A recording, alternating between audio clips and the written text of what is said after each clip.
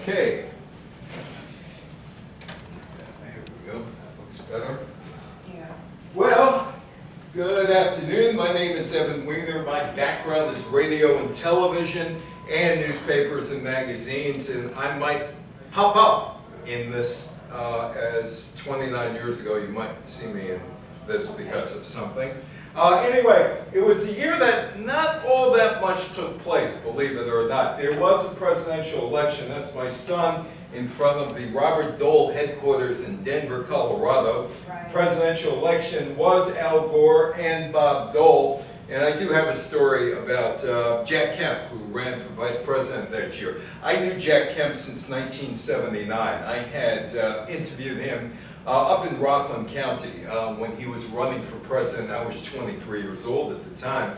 And so he's running for vice president with Robert Dole. And I introduced my son to him. My son at this point is about 23, 24 years old.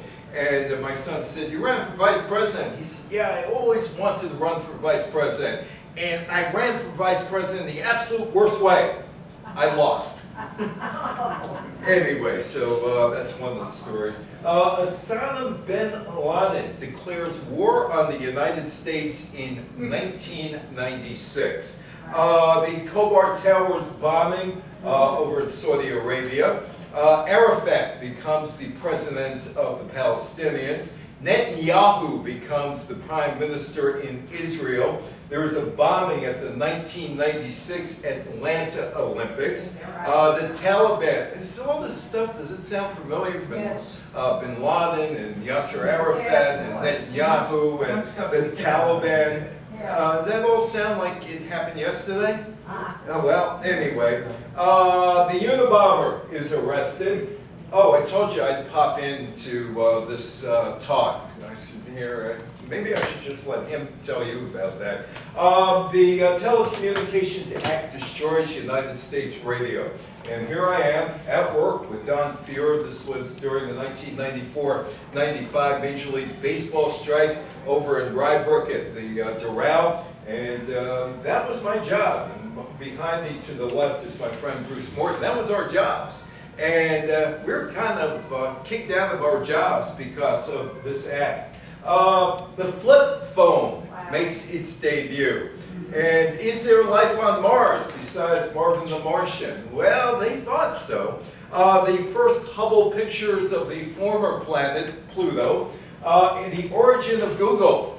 Did you know that Google was a United States project, that Google got most of its seed money from the United States? Fox News Channel debuts. Tiger Woods turns pro. And I don't know how many of you remember the Tickle Me Elmo frenzy. We are going into Black Friday. We are going into the Christmas season. And this was the big, big deal back in 1996. It caused some problems at stores. I don't know how many of you remember the Spice Girls, who are now all in their 50s. They're all in their 50s. Did you forget them? They became very forgettable at one point. Anyway, the Spice Girls. And there was a royal divorce. The Spice Girls, a royal divorce, and the presidential election. It was Bill Clinton against Robert Dole, and basically it was Clinton's election to lose. Dole never really got all that close. Clinton won his first term in 1992 against the incumbent, the Republican George H.W. Bush. He only got 43% of the vote that year. The incumbent, the independent, Ross Perot, got nearly 19%. And if you remember 1992, Ross Perot did all of his campaigning seemingly on the Larry King show. 2 years into Clinton's term, the Democrats lost the majority in the House of Representatives for the first time since the 1950s. And there is Bill Clinton on the campaign trail. The theory that political pundits, let me tell you something about a political pundit, because I have done work on MSNBC and other places. We don't know a thing. We do not know a thing, but they call us pundits. We guess, we make it up as we go. I should know. I was one of them. Anyway, The theory that political pundits believed was that Clinton, whose public support had dwindled because of early missteps, particularly on healthcare. We're still talking about healthcare 29 years later. We're still talking about that. And his proposal for allowing gay men and lesbians to serve openly, we're still talking about that too? Yes. Did he have a scandal? 29, well, this is prior to the scandals, would be a one-term president. The Republicans in the House were led by the House Speaker, Newt Gingrich of Georgia, and they pursued politics in an uncompromising and confrontational manner. In particular, after a budget impasse between the Republicans and Clinton in 1995-96, which forced two partial government, we're still talking about government shutdowns? What year are we talking about here? Two partial government shutdowns, including one for 22 days. Clinton won considerable public support for his more moderate approach. This was the Republican field in 1996, and two professional people who were running for president all the time, Alan Keyes and Patrick Buchanan, because they were able to keep their jobs as commentators if they ran for president. They, took a leave of absence, didn't do anything, then they'd come back to MSNBC in those days, or CNN, and say, hey, we're presidential material, hire us back, and the networks did. In June, Robert Dole, who spent more than 3 decades in Congress, resigned from the U.S. Senate, where he was the majority leader, to concentrate on his presidential bid. He selected my old acquaintance, Jack Kemp, to be his vice president and running mate. And there's me, and there's Jack Kemp. This is 1979. I was 23 years old. Wow. And Kemp, years later, I showed Jack the picture. I said, hey, Jack, I got to show you something. And he says, oh, that's you and me. And he looks at me and says, what happened to your hair? And I said, what happened to your wig? It's powder white now. But there's me. That's Spark Hill, New York, in May of 1979 when I was 23. I was 23 years old, interviewing presidential candidates back then. Clinton, facing little serious opposition, was easily renominated by the Democrats with his vice president, Al Gore. On the Republican side, well, there were challenges to Robert Dole. Patrick Buchanan, the conservative commentator. Steve Forbes, the businessman. The former Tennessee governor and U.S. Secretary of Education, Lamar Alexander, and the conservative commentator and former diplomat, Alan Keyes. Keyes and Buchanan always ran for something to keep them relevant so they could be on TV. Now, the economy, doing well. It was the best in years. Jobless rate of just 5%. Inflation under 3%. Real growth, more or less a steady 2.5%. And the budget was approaching being balanced. The Cold War had ended. But there was this little thing called Whitewater. The failed real estate business that was being investigated by Ken Starr. Whitewater, though, seemed to be a back burner issue in 1996. Terrorism wasn't a front burner issue. Al-Qaeda's attempt to bring down the World Trade Center towers with a truck bomb in 1993 had ended in failure, and Osama bin Laden was a name known to just a relative handful of people in the government. Well, the presidential election, Bill Clinton and Robert Dole. In mid-March, Gallup poll had Clinton up by 10%, and except for a brief post-convention bounce that brought Dole within 9 points, Clinton kept that double-digit margin until the very end of the campaign. Ross Perot came into the campaign late. And he was a candidate for the Reform Party, but he was unable to repeat his success of 1992, even though he was on Larry King's show almost every other night. Aided by a recovering and increasingly strong economy, Clinton maintained a consistent double-digit lead in the polls and over Dole as election neared. Ultimately, Clinton defeated Dole 49% he got of the vote, Dole 41%, and Ross Perot got 8%. Well, this guy begins to emerge. His name is Osama bin Laden, and he had a lot of money. The bin Ladens had an awful lot of money in Saudi Arabia. And he had been a freedom fighter on the American side in the 1980s in the Afghan conflict. On July 10th, Osama bin Laden, the fiercest opponent of the Saudi regime and of America's presence in the Gulf of Arabia, Persian Gulf, warned Britain that it must withdraw its servicemen from Saudi Arabia. Bin Laden declared that the killing of 19 Americans at the Khobar Towers U.S. military residence in Bahrain, Saudi Arabia in June marked the beginning of the war between Muslims and the United States. In May, under pressure from the U.S., Saudi Arabia, and Egypt, the Sudanese government expelled Osama bin Laden from the country. Bin Laden and a number of his followers and their families returned to Afghanistan, establishing a new base of operations and finding refuge and support under the new Taliban government, which had taken control of much of the country. The Taliban are in control today in Afghanistan. Bin Laden had been an American ally during the Soviet-Afghanistan conflict between 1979 and 1988.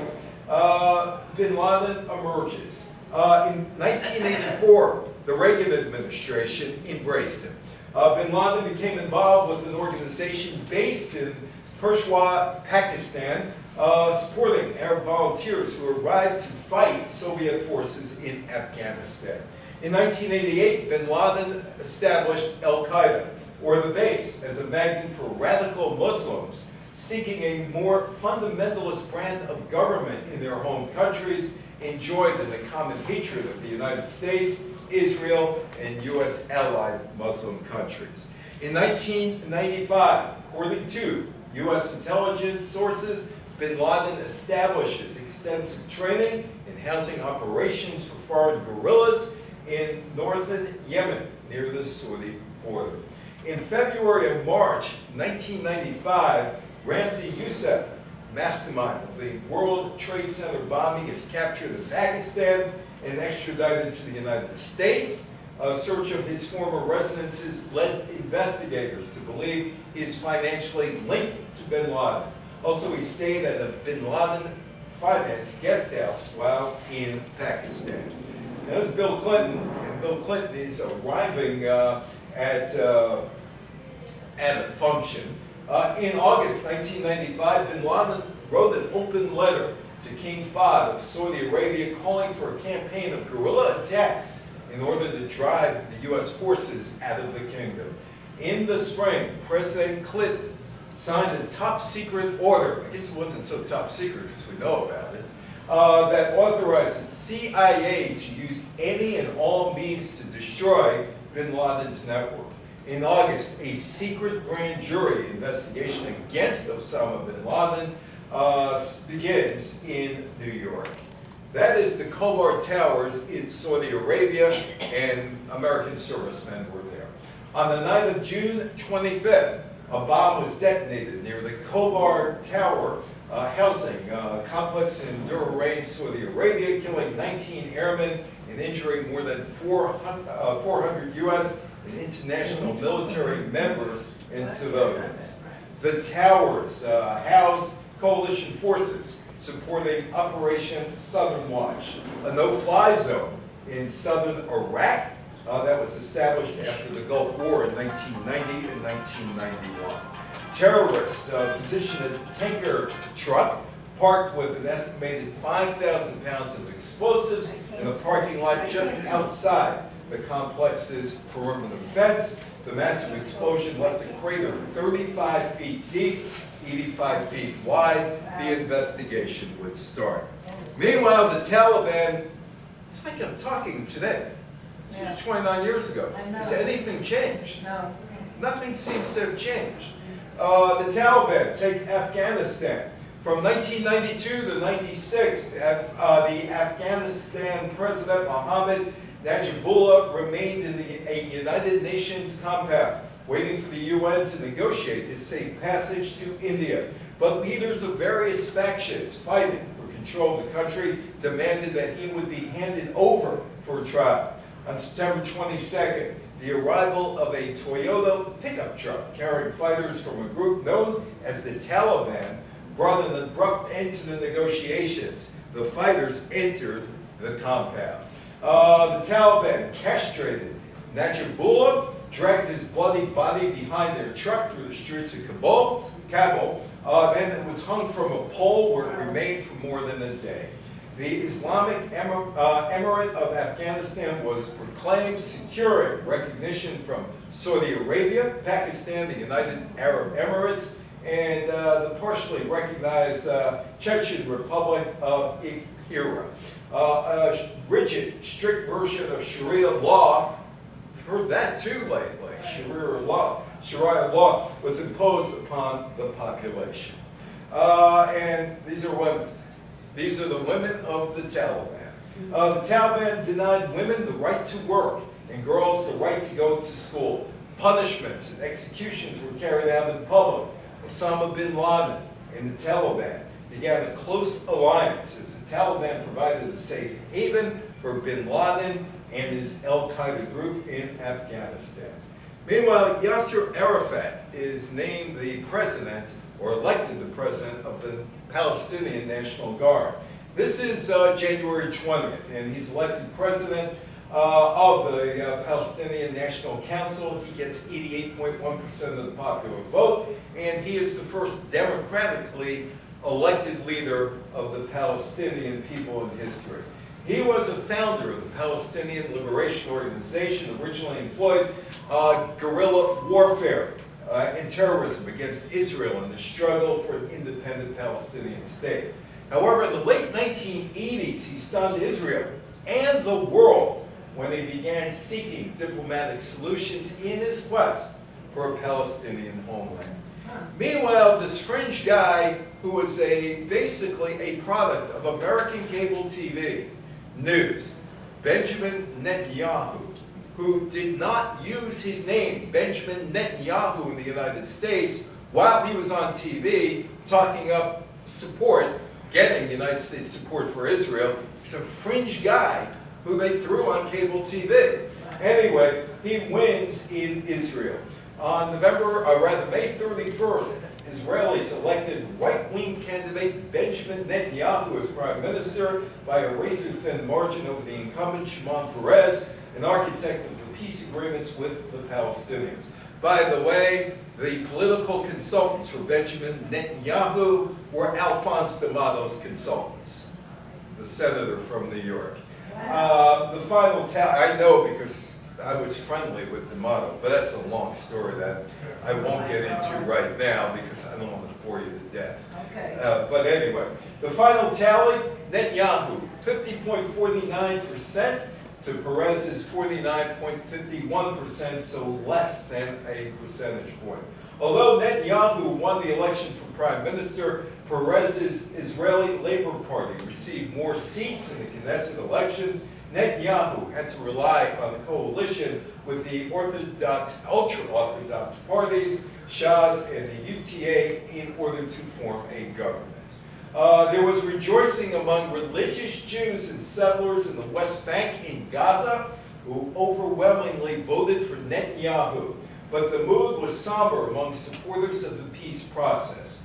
In heavily secular Tel Aviv, Perez supporters gathered at the site of Yitzhak Rabin's slaying, laying red and white wreaths at the foot of the stairs where he was shot 7 months earlier.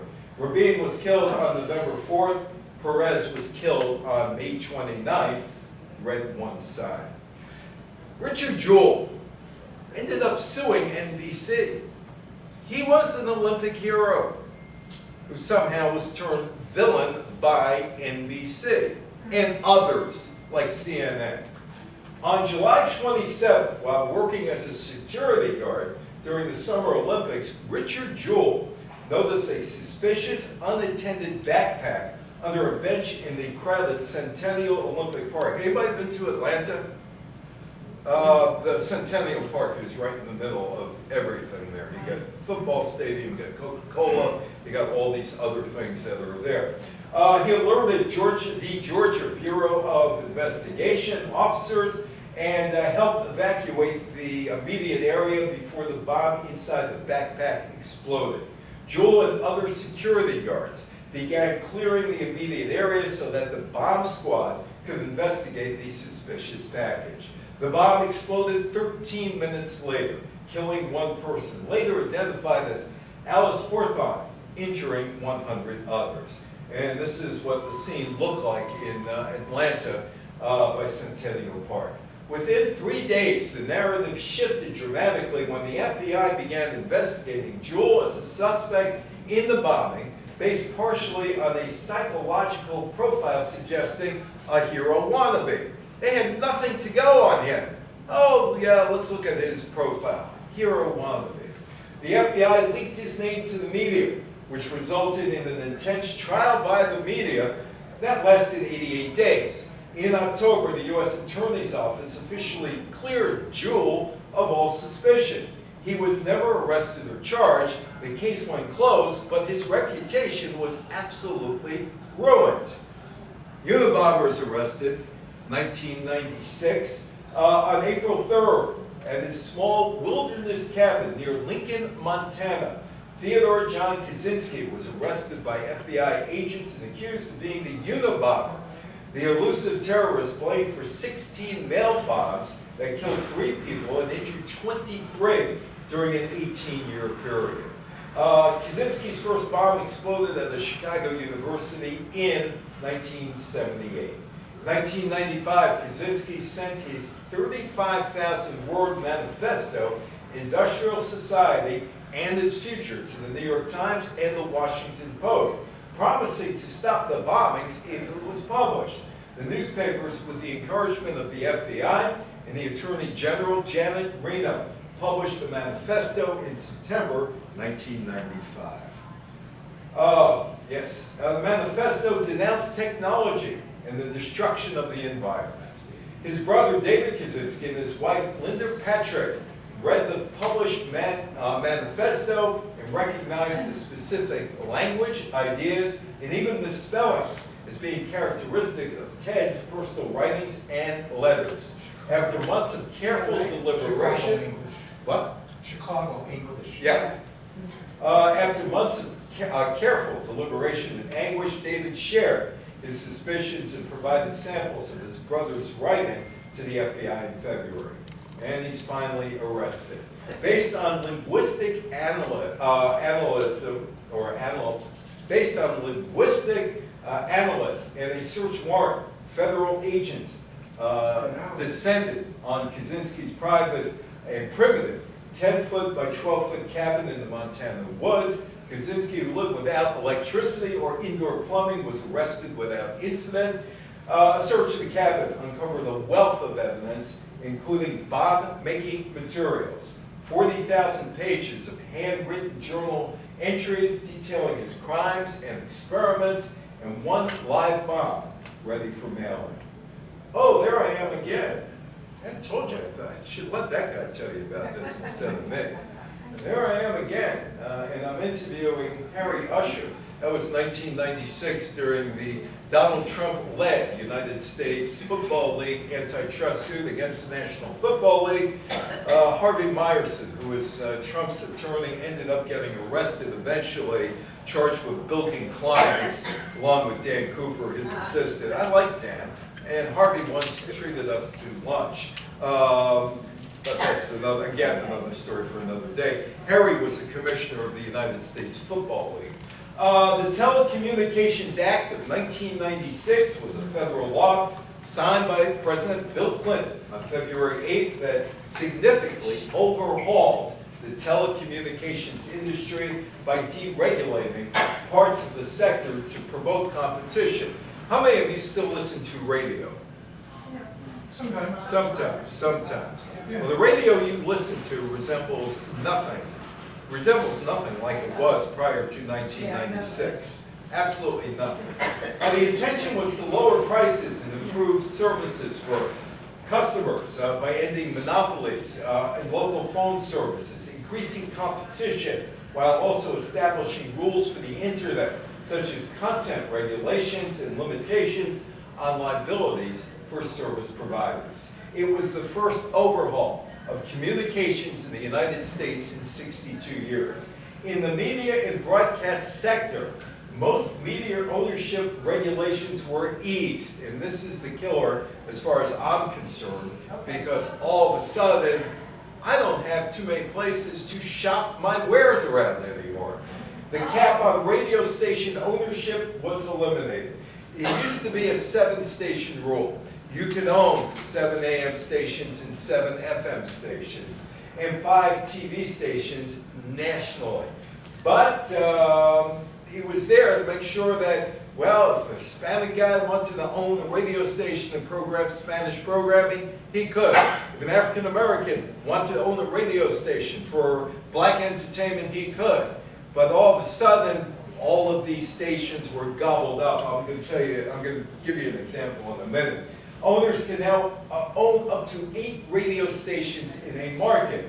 There I am, I'm 15 years old and I'm ready to get into the radio business. That was WRKL radio in Rockland County when I was 15 years old. The number of major media content companies shrank from about 50 in 1983 to 10. There are 5 now, and Larry Ellison, who just bought CBS, is trying to buy Time Warner. Or Warner Brothers Discovery, which means there may only be 4 major players very shortly.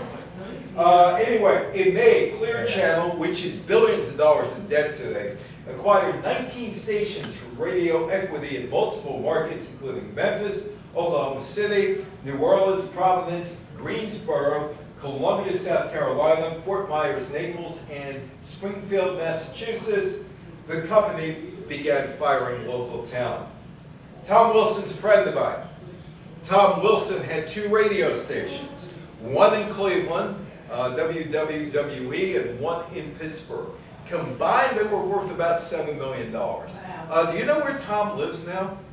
He lives on a big hill in Malibu, California, overlooking the Pacific Ocean. Because those stations might have been worth maybe $7 million, and all of a sudden, he gets about $80 million from Clear Channel. The first thing he does, I'm leaving the winters, I'm going to Malibu. That's where he lives now. Wow. Local programming was programmed from a central locale. Flip phone. How many of you still have a flip phone? Still have flip phones? You know, you don't have one of these phones? Flip phone. Flip phone. Well, I have this. Oh, you have that. Okay, the flip phone makes its debut.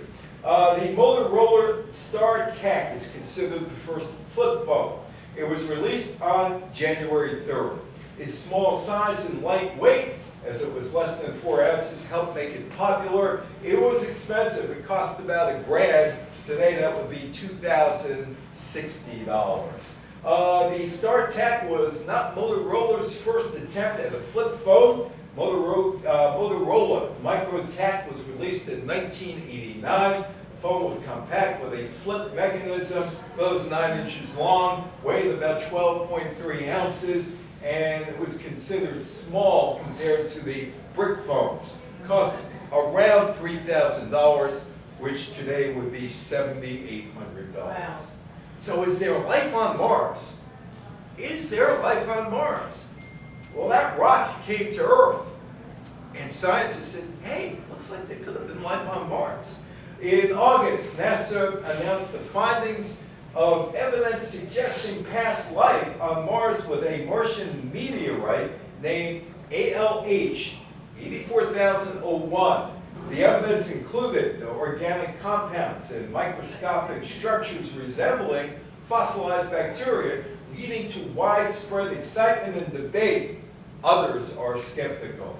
A scientific consensus emerged that the evidence was not conclusive enough to prove that there was life on Mars. Those are the first pictures of Pluto. Poor Pluto. Used to be a planet. All of a sudden, it's demoted. Not only is it demoted, it's now called a dwarf planet. I mean, you want to hang around Jupiter and say, I'm just a dwarf planet? Jupiter's looking down at you. For the first time since Pluto's discovery in 1930, astronomers directly saw details on the surface of the solar system's farthest known planet. The Hubble telescope snapshots of nearly the entire surface of Pluto, taken as the planet rotated through a 6.4-day period, showed that Pluto is a complex object with more large-scale contrast than any other planet except the Earth. Topographical features include basins. Fresh impact craters may cause some variations across a Pluto surface. So how many of you use back rub? How many of you need a back rub? No, nobody wants a good massage? No. Ah, he wants a good massage. I did too. Yeah, okay, you do too, so you can take care of one That's another. exactly. Yeah, you can take care of one another. Google starts out as back rub. Yeah. Why? I don't know, but it's back rub. It has its origins in back rub, a research project started in 1996 by Larry Page and Sergey Brin when they were both PhD students at Stanford University in Stanford, California, outside of San Francisco. The project initially involved an unofficial third founder, lead programmer Scott Hansen, who left. While finding a topic for his doctoral thesis in 1995, Page considered exploring the mathematical properties of the World Wide Web by understanding its link structure as a huge graph. The research project was named BackRub and was soon joined by Brin, who was supported by a National Science Foundation graduate fellowship. And then it gets kind of interesting. Brin and Page also received funding from Massive Digital Data Systems, a program by the Central Intelligence Agency and the National Security Agency to fund the improvement of intelligent databases on the disorganized World Wide Web. Two spook agencies are behind BackRub. Think of that. And you think that your information on Google is private? Think again. The research project would continue. Fox News Channel began operations in 1996, and that's all I'm going to say about that. Tickle Me Elmo. Tickle Me Elmo. Did any of you buy this for your kids or your grandkids? Tickle Me Elmo? No. My kids at this time were 13 and 11 years old. So I doubt that they would have been interested in Tickle Me Elmo. Yeah. They were more interested in video games. But Friday is Black Friday, and you're going to see, if you watch local news, all of these reports where they send these reporters out, they could use tape from 10 years ago, and they're going to talk to these people. Why are you here at 4 in the morning? To get the one bargain. I want to get that one bargain. It's at Walmart, it's at Target, it's at Costco, whatever it is. They're going to be there, and that's going to be the Friday morning story. It's Black Friday. Well, there wasn't really much internet action back in these days. Meanwhile, the Fox News Channel launched on October 7th with Rupert Murdoch as its founder, Roger Ailes as its founding CEO. The channel began to broadcast to over 17 million cable subscribers, positioned as an alternative to existing news networks.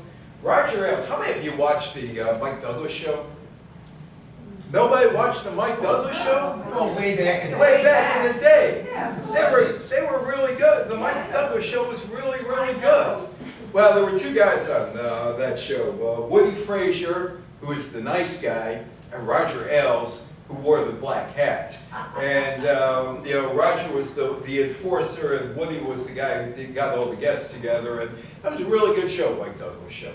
Anyway, Ailes had been the TV producer on the Mike Douglas show in Cleveland and drifted into politics as part of Dick Nixon's presidential campaign in 1998. Tiger Woods turns pro in October 1995. He was a sophomore at Stanford. Now, Tiger Woods had to leave Stanford because he did not want his golfing buddies to pay the price because the National Collegiate Athletic Association thought student athletes should not be bribed by people like Arnold Palmer, who paid for his dinner. There was an NCAA violation because student athletes in those days could not accept gifts or compensation. It angered Woods, but he stayed in school and then dropped out. To regain his eligibility, Woods sent Palmer $25. I'm sure that he could afford it. To reimburse him for the meal, he turned pro in August at the age of 20 and immediately signed the most lucrative endorsement contracts in golf history at the time. He was the PGA Rookie of the Year. Now back to Tickle Me Elmo. It was a plush toy of the Muppet character Elmo. How many of you remember Elmo? Yeah. You do? Yeah. I hated them. My guys were Bert and Ernie and Oscar the Grouch. Yes, that was great. Oscar the Grouch, I like Cookie Monster. Oh, yeah, right. C is for cookie, and I like to count. And, you know, I had kids in those days. You know, Cookie Monster, you should hear the outtakes of C is for cookie. They're up on the internet, they're really funny. And the count, who counted everything. Elmo was like this little nebbish. When my kids were watching, I couldn't stand Elmo. However, Tickle Me Elmo is a children's plush toy of the Muppet character Elmo from the children's television show Sesame Street. Yes. The toy was first produced in the United States in July, and nobody bought it. Oh. Nobody bought it because it's Elmo. It's not Bert and Ernie. It's not Oscar the Grouch or Cookie Monster or the Count. It's Elmo. Ugh, Elmo.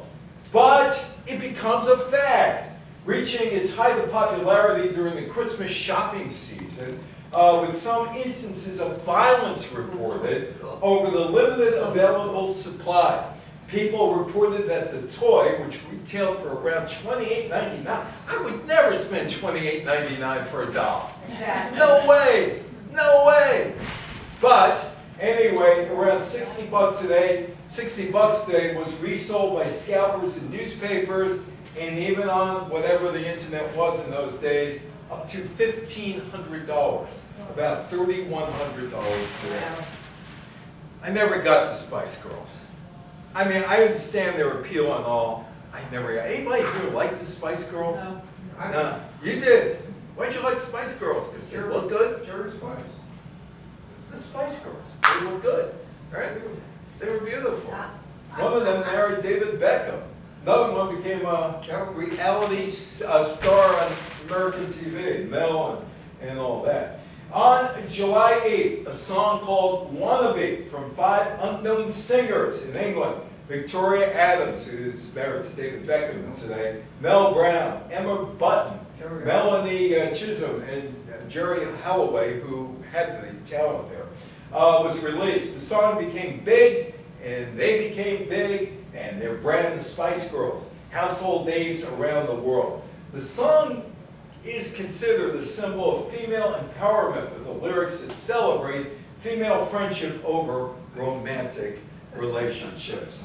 How many of you remember the Monkees? Hey, hey, we're the Monkees.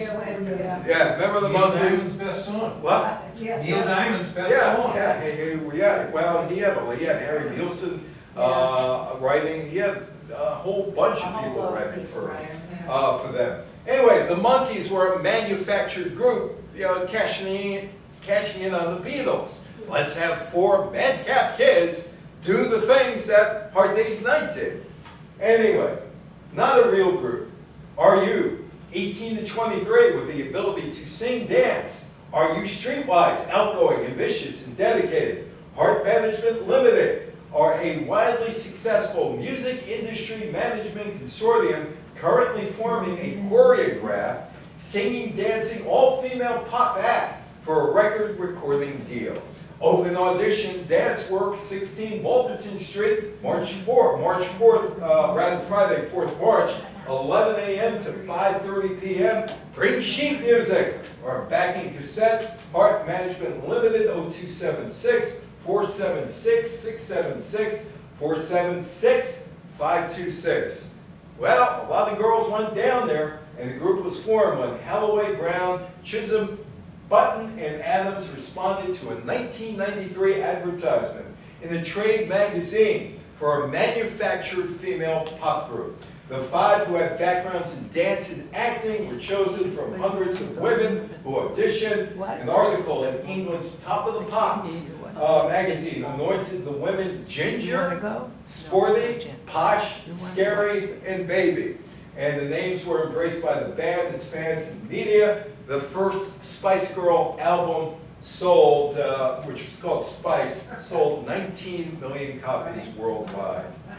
Well, there was a royal divorce in 1996. Second one. Well, this one, though, this one is still talked about today. Yes. This one has never, Princess Diana has never left. Physically, she's left us. Yes. She's never really left us. No. Never I really know. left us. I know. And Charles, he's finally the king. It took him only about 73 years to become the king. It's good to be the king. In England, Prince Charles and Princess Diana's divorce was finalized on August 28th. This followed their formal separation, which was announced on December 9th, 1992, with great fanfare in the United States. The Inquirer was there, by the Prime Minister John Major to the House of Commons. 2 months after, Queen Elizabeth II urged the couple to divorce. You're going to say no to the Queen? You're going to say no, especially if you're a daughter-in-law she can't stand. Yeah. Are you going to say no? Anyway, the Prince and Princess reached a final agreement. In exchange for a generous settlement and the right to retain her apartments at Kensington Palace, which is more than Prince Andrew could do, Right. in her title, the Princess of Wales, Diana agreed to relinquish the title of Her Royal Highness and any future claims to the British throne. Okay, so what happened? See, not much happened in 1996. Right. Tickle Me Elmo might be the biggest thing, aside from the radio thing. Anyway, Clinton acquitted decisively. No majority for either charge.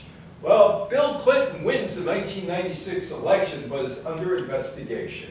Independent counsel Kenneth Starr delivered a report to Congress on September 9, 1998, citing 11 possible impeachable offenses arising from efforts by Clinton personally or through his associates to cover up his indiscretions with Monica Lewinsky or sidetrack the investigation. This started as, did somebody steal money from a real estate operation to, how do I put this without offending people and keep it R-rated? Dalliances in the Oval Office. Okay. That's what it ended up. Starr seemed fixated on Clinton's sex life with Lewinsky. Right. Now, subsequently after this, you might understand what Ken Starr was all about. They involved perjury, obstruction of justice, and abuse of power. By the way, when Monica Lewinsky started her affair with Bill Clinton, she was no child. She was 22 years old. And anybody here get married at the age of 22? I just wanted You did. 23? 23. So were you a child when you got married? Anyway, but that's how the media portrayed it. This was a child. She wasn't. They involved perjury, obstruction of justice, abuse of power. On December 19, 1998, the House of Representatives, voting largely along party lines, impeached Clinton on 2 articles, perjury before the grand jury because of the dalliances, and obstruction of justice because of the dalliances, by votes of 228 to 206 and 221 to 212. Republican House members prosecuted the impeachment articles before the Senate in early 1999. On February 12th, the Senate rejected the perjury article 4555 and obstruction of justice 5050. They needed 2/3 of a majority, 67 senators. Clinton survived and served out the remainder of his term, which ended on January 20th, 2001. How many of you know about Ken Starr, the real Ken Starr? Yeah, well, How many of you know about him? Well, I've heard of it. Okay. Okay, in 2016, Ken Starr was fired from his job as Baylor president Baylor University president in Waco, Texas, after being accused of ignoring sexual assault issues allegedly committed by Baylor football players on campus. Starr also represented Jeffrey Epstein between 2006 and 2008 in Epstein's court case of allegations that he abused underage girls in Florida. His assistant attorney there was Alan Dershowitz. He died on September 13, 2022. The World Trade Center. September 11th, the U.S. was attacked by Al-Qaeda, who used 4 commercial airplanes as missiles against various targets. Actually, 3 of them were used. 1 of them was shot down. Yeah. 2 planes, American Airlines Flight 11. I knew somebody on that plane, a guy by the name of Garnett Ace Bailey, who was flying from Boston to Los Angeles. And United Airlines Flight 175 crashed into the north and south twin towers of the World Trade Center in New York City. American Airlines Flight 77 was crashed into the Pentagon. United Airlines Flight 93 did not reach its intended destination as passengers took over the plane, which crashed into Pennsylvania. The 2 towers eventually collapsed. At least 2,700 people died. The United States launched a war on terror to dispose the Taliban regime in Afghanistan and capture al-Qaeda operatives, and several countries strengthened their anti-terrorism legislation to preclude future attacks. The CIA Special Activities Division was given the lead in tracking down and killing or capturing bin Laden. Osama bin Laden was shot and killed by U.S. Navy SEAL operators in Abbottabad, Pakistan, May 2nd, 2011. Yeah. This is the Khobar Towers. As a result of the terrorist attack, U.S. and coalition military operation at Khobar and Dhahran were subsequently relocated to the Prince Sultan Air Base, a remote and highly secure Royal Saudi Air Force installation. On June 21st, 2001, the U.S. Justice Department indicted 13 members of Hezbollah al-Hajjaz, a terrorist group operating in Saudi Arabia. Some of the suspects were in Saudi custody, where others remained fugitives. Saudi officials said that extradition was impossible to the United States. 4 of the suspects were on the FBI's most wanted list for more than 2 decades. There is Arafat, chairman of the Palestinian Liberation Organization, 1969 to 2004, and president of Palestine, 1989 through 2004, president of the Palestinian Authority, 1994 to 2004. He won a Nobel Peace Prize, but was never able to produce a real peace treaty with Israel. Right. He died November 11th, 2004 at the age of 75. Natenyahu. Bibi has served as Prime Minister of Israel since 2022. He held that office 1996 to 99, 2009 to 2021. He is Israel's longest serving Prime Minister.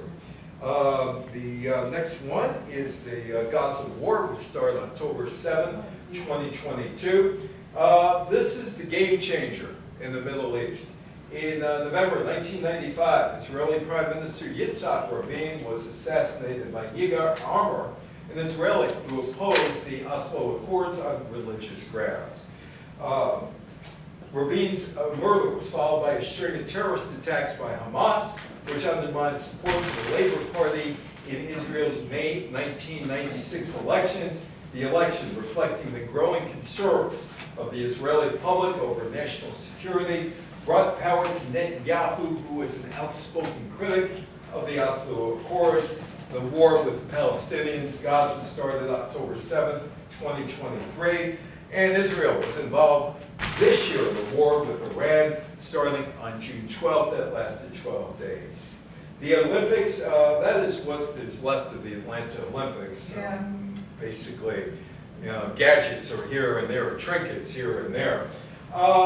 In 1998, the actual Olympics bomber, Eric Robert Rudolph, was named as a suspect in the Centennial Park bombing and other terrorist attacks domestically. He was captured in 2003, pled guilty in 2005, served a life sentence.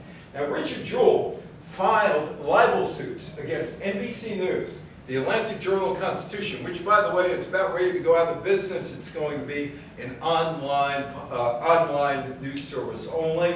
CNN, the New York Post, and Piedmont College. He died in 2007, at the age of 44. All of those lawsuits were settled. In 2019, the Clint Eastwood directed film, Richard Jewell, was released.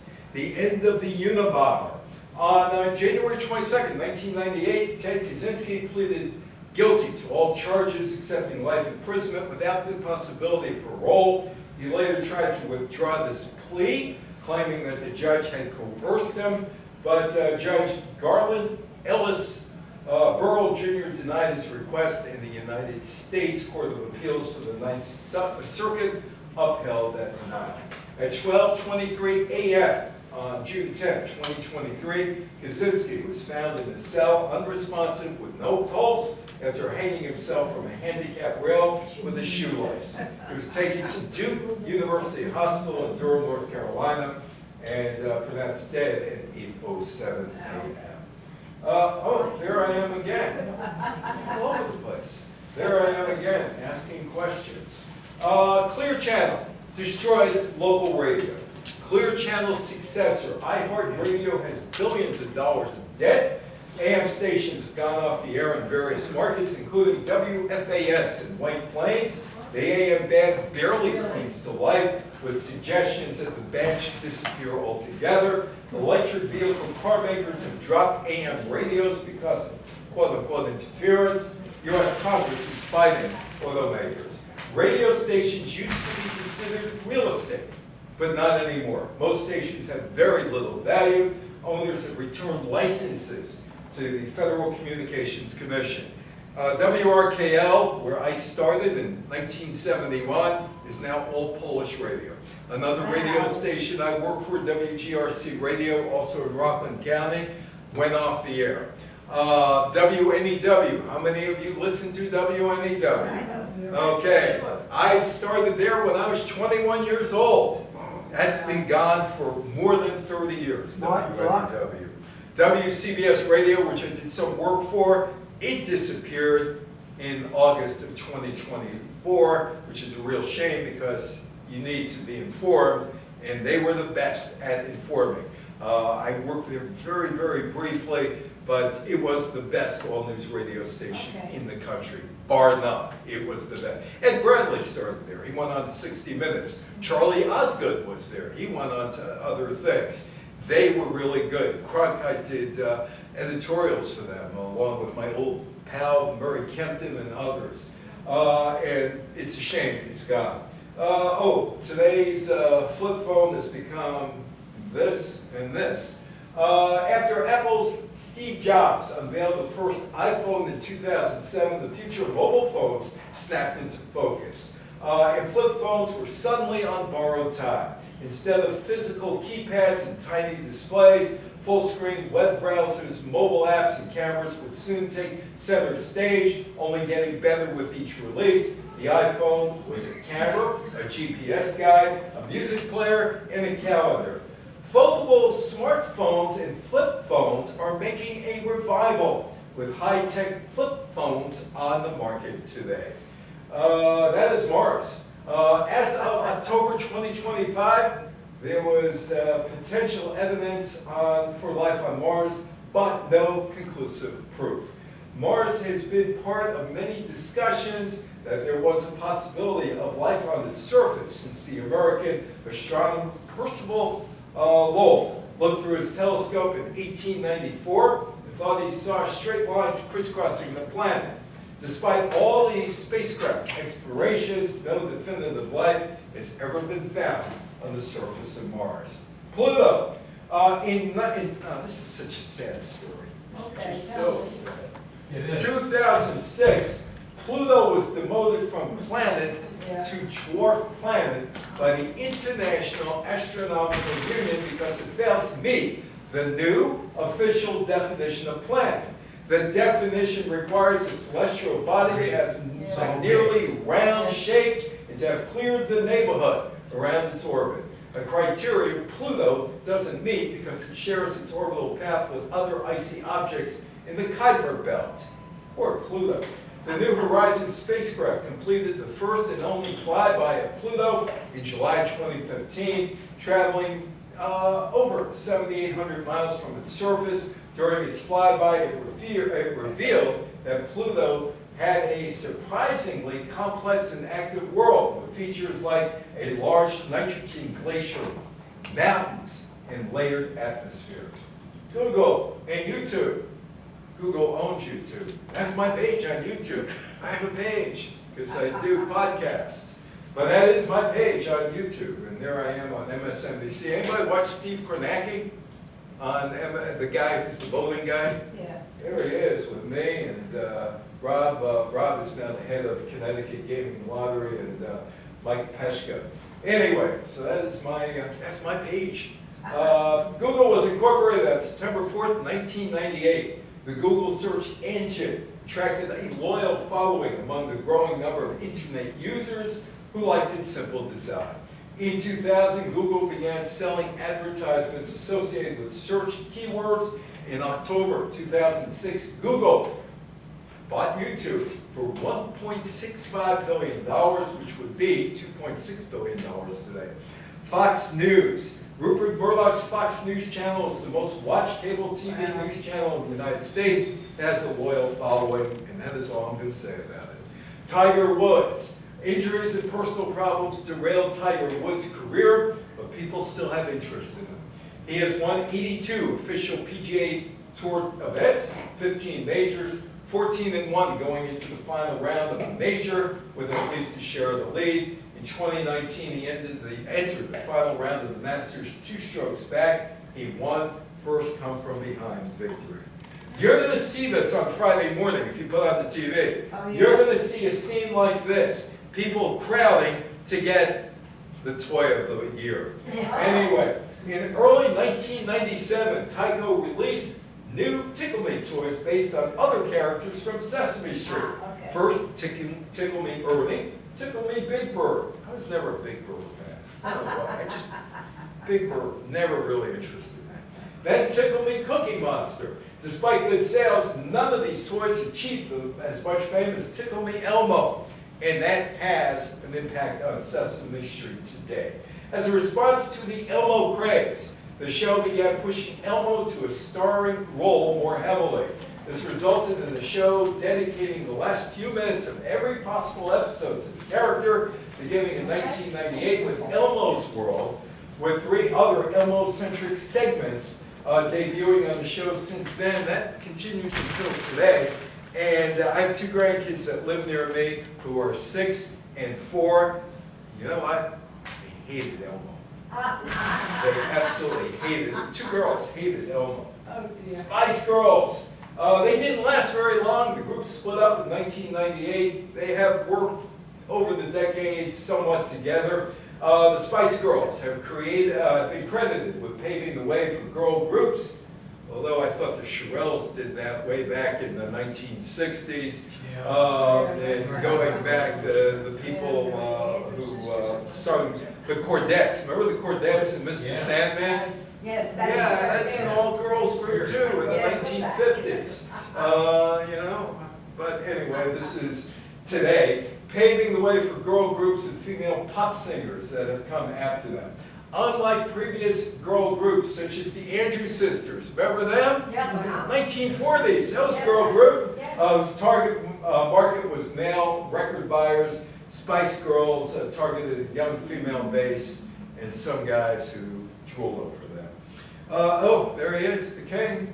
The king. On August 31st, 1997, Princess Diana was killed with her companion, Dodi Fayed, in a car accident in Paris, France. An investigation conducted by the French police concluded the driver, who also died in the crash, was heavily intoxicated and caused the accident while trying to escape the paparazzi photographers who constantly tailed Diana during any public outing. Let me see what time it is. It's 3:02. You want time for a paparazzi story? Yes. Okay. Keep going. Okay. I'm at Madison Square Garden about 25 years ago. And Diana Ross is there. And my wife is downstairs and she is waiting for me to come out after I'm finished working. And she tells me that Diana Ross had come out, there were no paparazzi around. She goes back in the building. The guy who was the guard at the door at Madison Square Garden was a guy by the name of Bruno. Okay. He freezes the elevator. He goes back up, she goes back upstairs. We want to leave, but the elevator is frozen. Oh my Because God. Diana Ross doesn't want anybody in the elevator. But she's waiting for both her driver and the paparazzi. My wife said the driver pulls up to the front of the garden, out pops a bunch of photographers, and they let Diana Ross know the photographers are down there, and she makes her grand dame exit, and we're on the next elevator watching this saying, this is what we were held up for? That is the world of the paparazzi. I can never be a paparazzi. I've punched a couple of them. They've gotten in there along the way. One of those and one of those. And they get paid good money to be paparazzi. Jackie Kennedy had, remember Ron Bardella? We used to take pictures. She beat him up one day. Oh my God. She beat him up. Good for her. Anyway, Prince Charles married his longtime mistress, Camilla Parker Bowles, on April 9, 2005. He became the king in 2022 following the death of Queen Elizabeth II, and she became the queen. Any questions, any comments? It's your turn to talk.